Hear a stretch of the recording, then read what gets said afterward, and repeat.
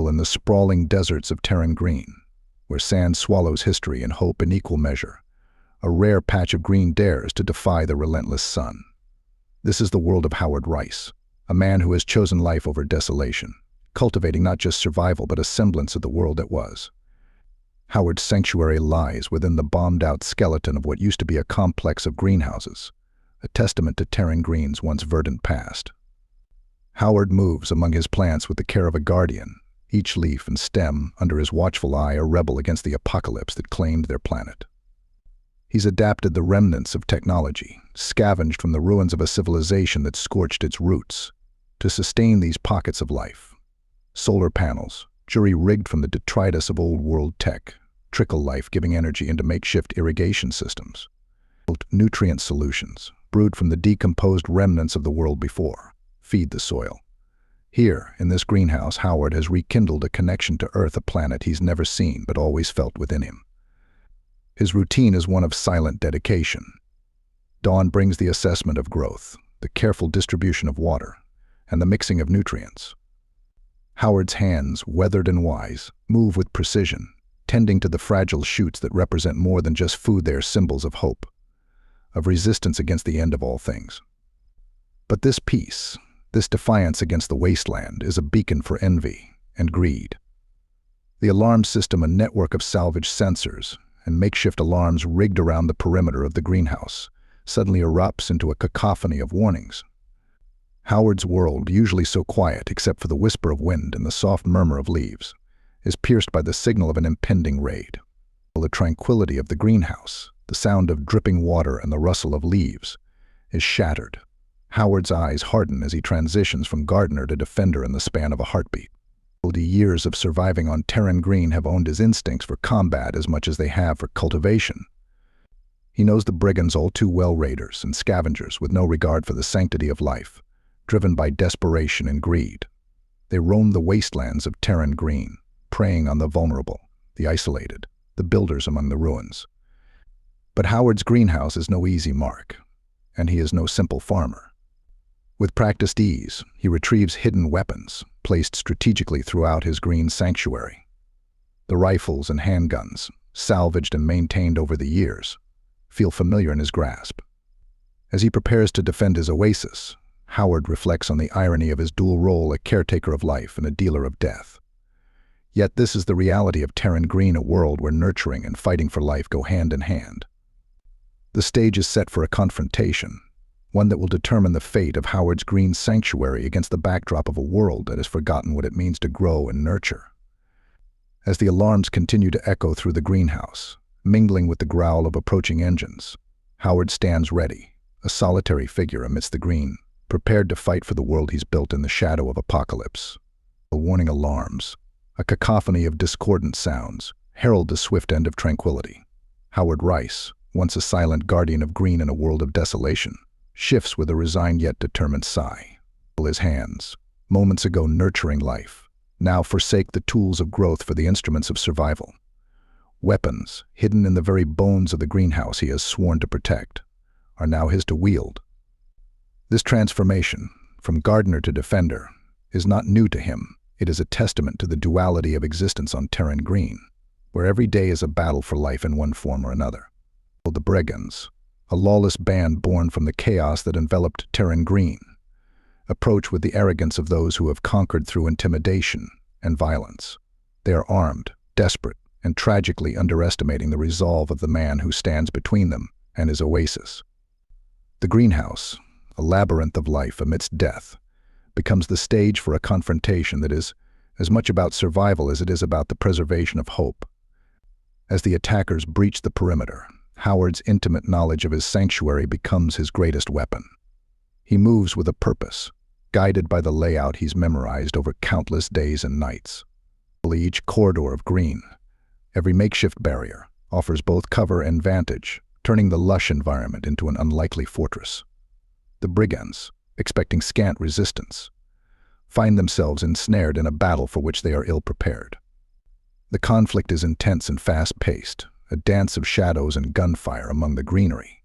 Howard, utilizing guerrilla tactics honed through necessity, strikes with precision and retreats into the foliage. His opponents are relentless, but so too is the defender of this patch of earth. Each shot Howard fires is aimed with the intention to incapacitate, to deter, but the brigands' desperation drives them forward into the line of fire. The battle, though brief, is chaotic, a testament to the ferocity with which life, in all its forms, fights to persist on Terran Green. But as the dust settles and the last of the gunfire echoes into silence, it becomes clear that Howard has prevailed. The invaders lie scattered among the plants they sought to plunder, a grim reminder of the stakes of survival. In the aftermath, Howard moves methodically through the greenhouse, confirming the defeat of the brigands.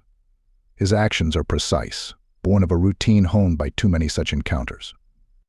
Each step he takes is a reaffirmation of his commitment to this haven he's carved out in a world that has forgotten kindness. Yet there is no joy in his victory, only the solemn acknowledgement of what must be done to maintain a semblance of peace. The bodies of the brigands are dragged beyond the confines of the sanctuary, left as a warning to any who might follow in their footsteps. Howard then returns to his green charges, his weapons once again replaced by tools of nurture. The juxtaposition of life and death, of growth and decay, is stark in the silence that follows the battle. As he repairs the damage wrought by the intrusion, reinforcing the sanctuary's defenses, and tending to the plants that suffered under the conflict's collateral damage, Howard reflects on the cycle of violence that defines existence on Terran Green. Yet in this cycle, he finds not just the will to survive, but the determination to thrive. His greenhouse, a beacon of life in the wasteland, stands as a testament to the enduring strength of hope amidst despair. The attack on the greenhouse is over, but the struggle for survival on Terran Green continues. Howard, a solitary figure amidst his oasis, remains vigilant, a guardian of the green in a world that has lost its way. His battle is not just for survival, but for the preservation of a dream that life, in all its fragile beauty, might once again flourish on this desolate planet. In the quiet that follows the storm of violence, Howard Rice stands amidst his green sanctuary, the weight of reflection heavy on his shoulders. The sun, indifferent to the struggles below, casts its relentless gaze over the world of Terran Green, illuminating the contrast between the barren wasteland and the vibrant life within the greenhouse. Howard, with hands that have both taken and nurtured life, finds a moment of respite in this solitude, a chance to contemplate the unending cycle of violence that defines the existence of those who call this planet home. The recent attack, though not the first and undoubtedly not the last, leaves a palpable mark on both the gardener and his garden. Howard surveys the damage, the torn foliage and the bullet-scarred walls, each a testament to the desperation and brutality that hunger and fear can breed. Yet amidst the destruction, there is resilience, a shoot unbroken, a flower unbowed. It's in these small, defiant acts of survival that Howard finds the strength to continue, to rebuild not just the physical structures around him, but the hope that sustains him. His commitment to the oasis is unwavering, a beacon of determination in a world that often seems devoid of purpose beyond survival. The act of cultivation, of coaxing life from the harsh soil of Terran Green, becomes a rebellion against the chaos that surrounds him. In the rhythmic tending to his plants, the careful mixing of nutrients, and the gentle repair of the greenhouse's infrastructure, Howard finds solace. It's a reminder that even in a world scarred by war and marked by loss, growth is possible, and beauty can flourish. With resolve, Howard sets about the task of rebuilding. He salvages what he can from the remnants of the brigand attack, repurposing their discarded weapons and equipment into tools for future defense. His ingenuity shines as he fortifies the greenhouse, setting up new alarms and reinforcing vulnerable points. Each step is taken with the knowledge that the piece he carves out is fragile, that the next threat may be just beyond the horizon. Yet there is power in preparation, in the belief that he can face whatever comes with the same determination that has kept his garden alive. As he works, Howard reflects on the broader implications of his struggle. The constant battles for territory, resources, and dominance among the factions of Terran Green are microcosms of the larger fight for survival, but in his own way, by refusing to surrender his patch of green to the desolation that seeks to reclaim it, Howard stands as a symbol of resistance. His greenhouse, more than just a source of sustenance, represents the possibility of a future where life is cherished, where the cycle of violence is broken not by the might of weapons but by the resilience of the human spirit. The completion of the repairs marks not an end but a continuation, a promise that as long as there is will, there will be a way forward. Miller, with dirt under his nails and sweat on his brow, looks upon his work, not with pride but with a quiet acknowledgement of what has been accomplished and what challenges lie ahead. The greenhouse, restored and resilient, is ready to face the inevitable next assault, a bastion of life in the midst of ruins. As the day wanes and the cool of evening begins to temper the heat of the desert, Howard returns to the rhythm of his daily routine. The acts of planting, watering, and nurturing carry new weight, each a defiance against the desolation that surrounds him. In the resilience of his oasis, in the unwavering commitment to life and growth, Howard Rice finds the strength to continue, to dream of a Terran Green reborn from the ruins. The day after the attack dawns with the promise of tranquility, a rare gift on the harsh landscape of Terran Green. Howard Rice, amid the routine of his morning, is startled by an anomaly in the rhythm of his sanctuary. Alarms, silent since the previous day's violence, suddenly signal a breach. Yet this time, the intrusion is not marked by the hostile intent of raiders, but by the desperate stagger of an injured stranger seeking refuge within the walls of Howard's green haven. The stranger, a young woman, bears the marks of her journey across the wasteland, her clothing tattered, her body bruised, and a palpable sense of urgency and fear emanating from her. She collapses just beyond the threshold, her strength waning, but her determination evident in the tight grip she maintains on a crudely fashioned data tablet. Howard, ever cautious, approaches with a wariness born of countless encounters with less benign visitors. Yet the sight of her, so clearly in need of aid, stirs something within him, a remnant of the humanity that the world outside often demands be forgotten. Tending to her injuries with the same care he affords his plants, Howard listens as the woman, between moments of consciousness, speaks of her mission. She comes from a distant tribe, one of the many factions of Southerners scattered across the desolate stretches of Terran Green. Her message is one of unity and hope, a burgeoning alliance among the tribes, seeking to establish a network of safe havens against the constant threat of raiders and the harshness of their world. This alliance, she explains, is built on the vision of a future where those who seek peace and prosperity can thrive, connected by mutual aid and shared defense. Howard is initially skeptical. His life, since the collapse of the world as it was, has been one of solitude, his trust placed in the unyielding walls of his greenhouse and the certainty of his crops. The idea of opening his sanctuary, of reaching beyond the safety of his carefully maintained perimeter, is fraught with risk. Yet as he converses with the stranger, learning of her people's struggles and their determination to forge something lasting amid the ruins, a spark of hope is kindled within him. The woman speaks of her tribe's efforts to cultivate life, of their successes and failures, and of the belief that together, the scattered peoples of Terran Green can achieve what alone they cannot. She talks of shared knowledge, of pooled resources, and of the strength found in unity. In her words, Howard sees a reflection of his own desires, not just for survival, but for a life that holds more than the constant shadow of threat and loss. Faced with a decision that could alter the course of his existence, Howard finds himself at a crossroads. The life he has built, a testament to resilience and the will to carry on, could be a cornerstone of the vision the stranger brings.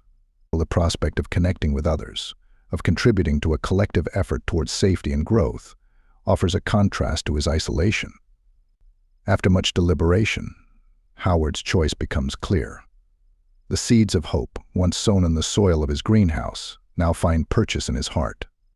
He resolves to join the alliance, to extend the boundaries of his sanctuary beyond the physical confines of the greenhouse and into the broader community of those striving for peace on Terran Green.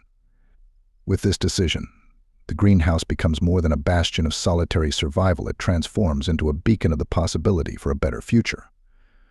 As Howard helps the stranger to her feet, their alliance marks the beginning of a new chapter, not just for them but for all who dare to dream of hope in a world reclaimed from the ashes of despair. In the wake of the decision to join forces with the stranger and her cause, Howard's perception of his greenhouse undergoes a profound transformation. No longer is it merely a refuge from the desolation that surrounds him, it becomes a symbol of what could be, a testament to the possibility of rebirth on Terran Green. The woman, whose name is Alara, brings with her not just the promise of an alliance but a new perspective on Howard's efforts to cultivate life amidst ruin. Together, they begin to draft a vision for the future, one that extends the principles Howard applied within the confines of his greenhouse to the broader expanse of their desolate world. They imagine a network of greenhouses, each a node of life and sustainability, connected through shared knowledge and mutual support. This vision is ambitious, a bold defiance of the desolation that has claimed so much of their planet, but in their collaboration, they find the seeds of a new beginning. Ilera, recovering from her injuries and buoyed by Howard's commitment to the cause, becomes an eager partner in the endeavor.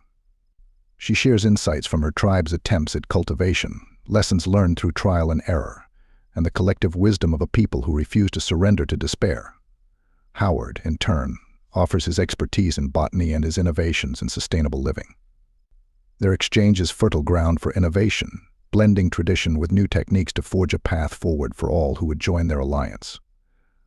As they work, the greenhouse around them blossoms with more than just plant life. It becomes a hub of hope and collaboration. Howard's solitary pursuit of survival evolves into a communal mission, a shared journey towards a future where Terran Green might once again live up to its name. Did you enjoy this story? Be sure to subscribe and leave it a like. It helps the channel grow, and that will help us attract more talent who will write even more stories for you to all enjoy.